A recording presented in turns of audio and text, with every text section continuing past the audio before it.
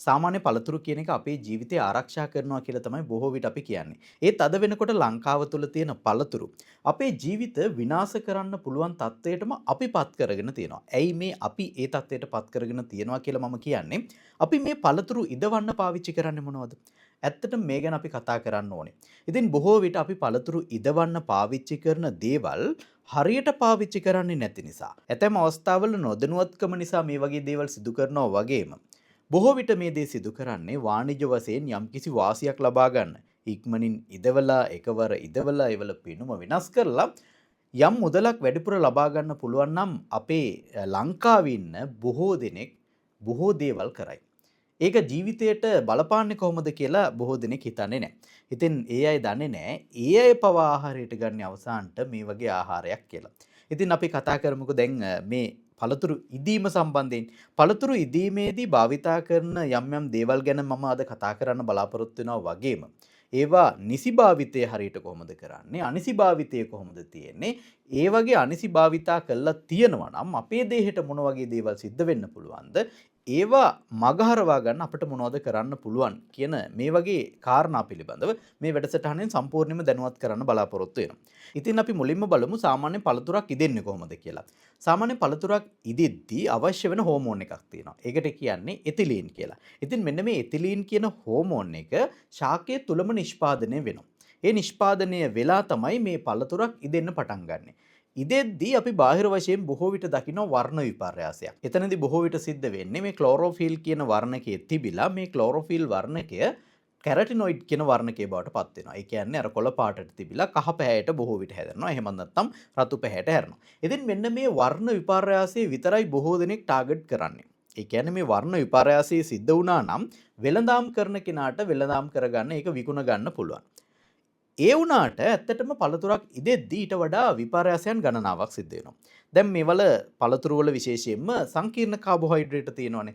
ඒ සංකීර්ණ කාබෝහයිඩ්‍රේට් විශේෂයෙන්ම ස්ටාර්චස් සුගර් බවට පරිවර්තනය වෙනවා. ඒ කියන්නේ සරල සීනි බවට පත් වෙනවා. ඒව සරල සීනි බවට පත් වුනහම තමයි අපිට අර පැණි රසය දැනෙන්නේ. එහෙම නැතුව අර ස්ටාර්චස් විදිහටම තිබ්බොත් අපිට රසය දැනෙන්නේ නැහැ. ඉතින් ඒ නිසා අර විවිධ ක්‍රමෝපායන් පාවිච්චි කරලා ඉදවීම කරාට මේවල නියම රසය දැනෙන්නේ නැති වෙන්න පුළුවන්.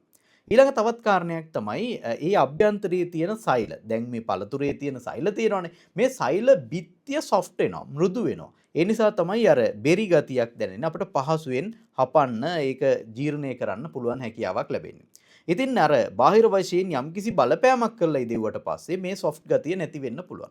ඒ විතරක් නෙමෙයි දැන් මේ පළතුරක් ඉදෙද්දී ඇරෝමා එකක් එනවනේ. ඒ පළතුරු වල සුවඳ එනවා. මෙන්න මේ සුවඳ එන්නේ මේ ඉදීමේ ක්‍රියාවලිය යටතේම ඒ නිෂ්පාදනය වන විවිධ රසායනික හේතුවෙන්. ඉතින් ඒ නිසා අපි බාහිර වශයෙන් බලපෑමක් කරලා පළතුරක් ඉදවන්න උත්සාහ කරද්දී මේ සියලුම කාරණා හරියට සිද්ධ වෙන්නේ නැති නිසා අපිට ඒකේ හරියට රසය දැනෙන්නේ නැති වෙන්න පුළුවන්. ඒ වගේම අපිට මේකේ අර එන සුවඳ දැනෙන්නේ නැති වෙන්න පුළුවන්. මේක ජීර්ණය කරගන්න අපහසු වෙන්න පුළුවන්. ඒ විතරක් නෙමෙයි. අර බාහිර වශයෙන් එකතු කරන දේවල් නිසා අපි විවිධ රෝගී තත්ත්වවලට පත්වීමේ අවදානමක් තියෙනවා. දැන් අපි බලමු මේ පළතුරු ඉදවීම සඳහා භාවිතා කරන ක්‍රම ගැන. දැන් සාමාන්‍යයෙන් මේ අනුමත ක්‍රමක් තියෙනවා. ඒ කියන්නේ පළතුරු ඉදවා ගැනීම කරද්දී වාණිජ්‍ය වශයෙන් කරද්දී මේ පළතුරු ඉදවා ගන්න සිද්ධ වෙනවා. ඒකට අපිට පාවිච්චි කරන්න පුළුවන් එක ක්‍රමවේදයක් තමයි මේ එතිලීන් චේම්බර්ස් පාවිච්චි කරනවා කියන එක. දැන් ඔබ දන්නවා එතිලීන් කියලා කියන්නේ හෝමෝන් එකක් ශාකවල තියෙන. එතකොට මේ හෝමෝන් එකට ආසන්න වශයෙන් සමාන හෝමෝන නිෂ්පාදනය කරනවා. ඒ එතිලීන් ගෑස් එක හදලා යම්කිසි කුටීරයක් තුල මේ අදාළ පළතුරු තියෙනවා. ඊට පස්සේ ඒ කුටීරය තුලට එතිලීන් නිකුත් කරනවා. ඒක ලබා දිය හැකි ප්‍රමාණ ගැන අවධානය යොමු කරන්න ඕනේ. ඒකේ උෂ්ණත්වය ගැන අවධානය යොමු කරන්න ඕනේ. ආර්ද්‍රතාවය ගැන අවධානය යොමු කරන්න ඕනේ. මේක සංකීර්ණ ක්‍රියාවලියක්. ඉතින් ඒ නිසා අර බොහෝ විට කාර්මික වශයෙන් එම නැත්තම් වාණිජ වශයෙන් මේ වගේ පළතුරු ඉදවීම කරද්දී ඒ කුටීර පාවිච්චි කරලා තමයි ඉදවීම කරන්නේ. එතනදී සංකීර්ණ සංසිද්ධියක් සිද්ධ වෙනවා. ඉතින් ඒ නිසා අර ආහාරයට සිදුවිය හැකි හානිය අපේ ශරීරයට ඇතිවිය හැකි හානිය හැකිතාක් අවම කරන්න හැකියාව ලැබෙනවා. ඉතින් මේ කාරණේ සංකීර්ණ නිසා ලංකාව වගේ රටවල් වල මේ දේ සිද්ධ කරන්නේ නැහැ. ඒකට බොහෝ විට පාවිච්චි කරන තවත් ක්‍රමවේදයක් තමයි අපි හැමෝම දන්නවා කාබයිඩ් පාවිච්චි කරනවා. විශේෂයෙන්ම මෙතන පාවිච්චි කරන්නේ කැල්සියම් කාබයිඩ් කියන එක. මේ කැල්සියම් කාබයිඩ් වලට වතුර ටිකක් එකතු කරාට පස්සේ හරි ලස්සන ප්‍රතික්‍රියාවක් සිද්ධ වෙනවා. ඒ ප්‍රතික්‍රියාව සිද්ධ වෙලා වායුවක් නිකුත් වෙනවා. මේ වායුවට කියන්නේ ඇසිට්ලීන් කියලා. මෙන්න මේ වායුව තමයි අර විවිධ පෑස්සුම් කටයුතු වල පාවිච්චි කරන්නේ. ඉතින් ඔබ දැකලා ඇති මොන හරි ගරාජ් එකක මොන හරි දෙයක් පාස ගන්න ගියාට පස්සේ ඔක්සිජන් සමග මේ ඇසිට්ලීන් කියන වායුව මිශ්‍ර කරලා දහන ක්‍රියාවලියක් සිදු කරගෙන මේ පෑසුම් කටයුතු කරනවා. මෙන්න මේ වායුවම තමයි මේ පළතුරු ඉදවීම සඳහා පාවිච්චි කරන්නේ. ඉතින් එතනදී ඇත්ත වශයෙන්ම සිද්ධ වෙන්නේ අර ඉතිලීන් කියන හෝමෝන් එකට ආසන්න වශයෙන් සමානව මේක කටයුතු කරන නිසා මේක ගිහිල්ලා පළතුරු මිමික් කරනවා. ඒ කියන්නේ අර ඉතිලීන් වගේම හැසිරෙන්න පටන් ගන්නවා.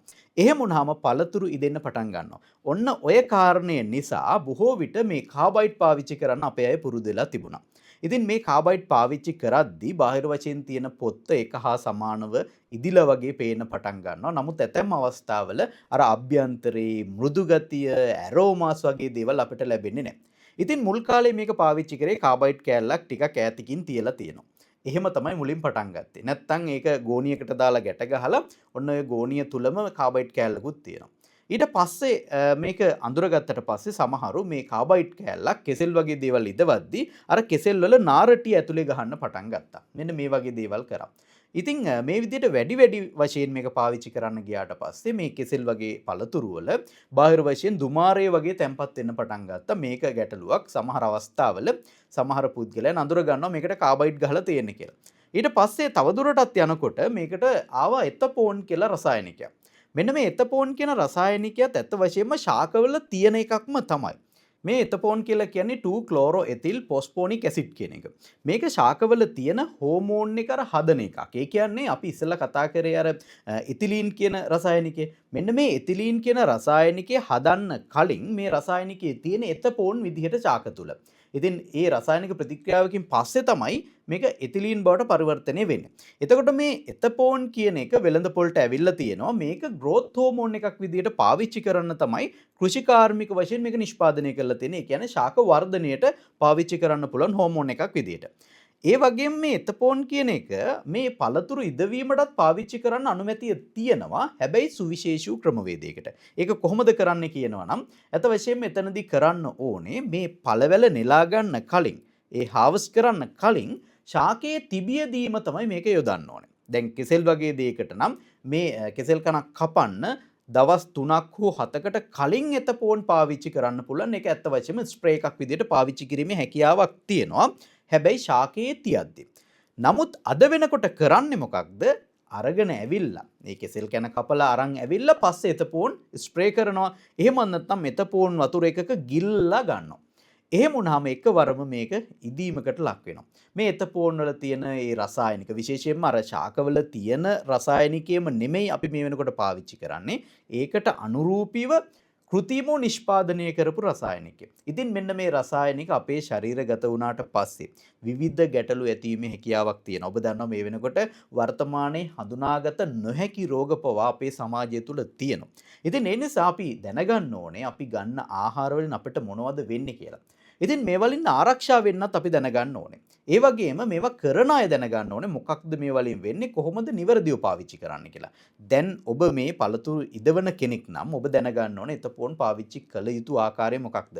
අන්නාසි වගේ දේවල් වලට පාවිච්චි කරන්න පුළුවන්. ඒ වගේම අපි මේ කියපු කෙසෙල් වගේ දේවල් වලට පාවිච්චි කරන්න පුළුවන්. ඊට අමතරව විවිධ එළවලු වර්ග විශේෂයෙන්ම තක්කාලි වගේ දේවල් වල අර රතු පැහැ ලස්සන්ට ගන්න එතපෝන් පාවිච්චි කරනවා. කඩන්න කලින් අපිට එතපෝන් ගහන්න පුළුවන්.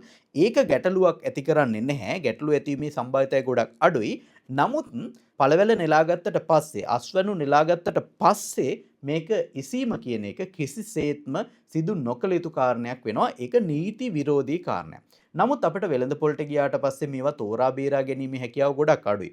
ඒකට හේතුව තමයි දැන් මේ වගේ දේක් පාවිච්චි කරලා තිබ්බොත් එකවරම කෙසෙල් කැනක් නම් මුළු කෙසෙල් කැනම ඉදෙනවා. හැම ප්‍රදේශයක්ම එකවර ඉදෙනවා. එකම පාටක් වෙනවා.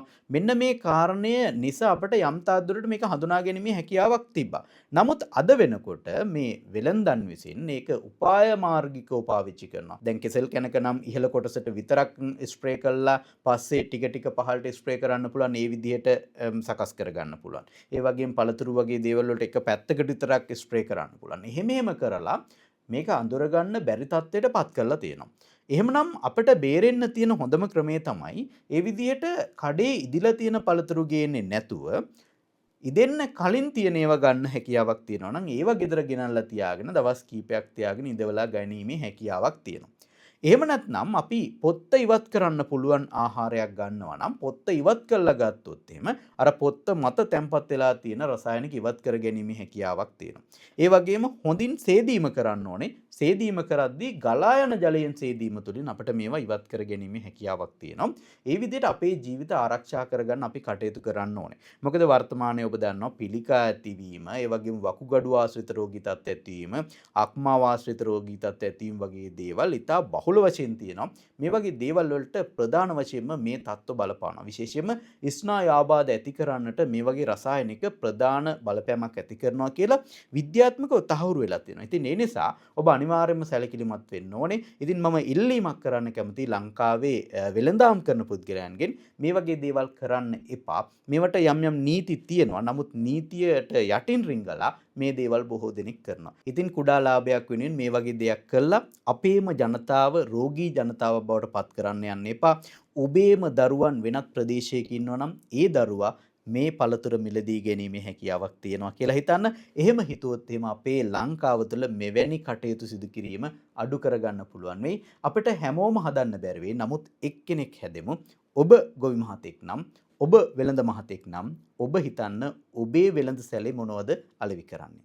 ඔබ ඒ පිළිබඳව දැනුවත් කරන්න කිසිසේත්ම මේ වගේ දෙයක් ඔබ භාවිතා කරන්නේ නැහැ කියන එකට පොරොන්දුව ඒ වගේම විශ්වාසය ඔබේ පාරිභෝගිකයා සමග ගොඩනගා ගන්න. එවිට ඔබේ පාරිභෝගිකයා කවදාවත් ඉල්ලන්නේ නැති වෙයි. එතපෝන් වගේ රසායනික පාවිච්චි කරලා තියෙන පළතුරු ඒ පුද්ගලයා දැනගනි ඔබ අලෙවි කරන්නේ වසවිසෙන් තොර ආහාර ද්‍රව්‍ය කියලා. ඔබේ වෙළඳාම දිනෙන් දින දියුණු වෙයි. ඔබව හොයාගෙන වෙනත් ප්‍රදේශවලින් පවා එයි.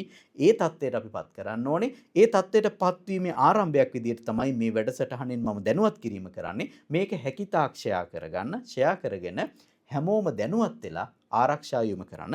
ජීවිතය ආරක්ෂා කරගන්න අවශ්‍ය සියලු දැනුම ලබා ගන්න නියුට්‍රින්පෝ සමග එක් වෙන්න කියලා ආරාධනා කරනවා. තවත් අරුත්බර වැඩසටහනකින් හමු මේ බලාපොරොත්තු වෙන අදට ඔබෙන් සමගන්න. එතෙක් ඔබට සුවැති දිවියක් ප්‍රාර්ථනා කරනවා. නියුට්‍රින්පෝ සමගින් ඔබේ ප්‍රතිකාර අදම අරබන්න www.nutrientposl.com වෙබ් අඩවියට පිවිසෙන්න. WhatsApp 07600 50620 වැඩි විස්තර 071 8යි 620යි 620. ඔබත් තරබාරුකම නිසා පීඩා විඳින කෙනෙක්ද? එක එක දේවල් අත්හදා බැලුවට සාර්ථකුනේ නැද්ද? බෝරින් ඩයට් ප්ලෑන් කරලා එපා වෙලාද? එහෙනම් ලංකාවේ අංක 1 නියුට්‍රින්පෝ ඔන්ලයින් weight management clinic එකට අදම ජොයින් වෙන්න.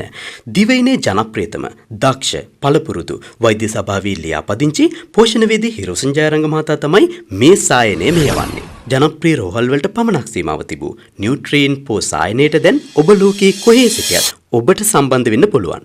පළමු සතියේ සිටම ප්‍රතිඵල අත්කර ගන්න. අදම ලියාපදිංචි වන්න 07600යි 50620ට ඔබේ නම සටහන් කර WhatsApp කෙටිපණිවිඩයක් යොමු කරන්න. වැඩි විස්තර සඳහා 071 8යි 620යි 620 අංකය අමතන්න.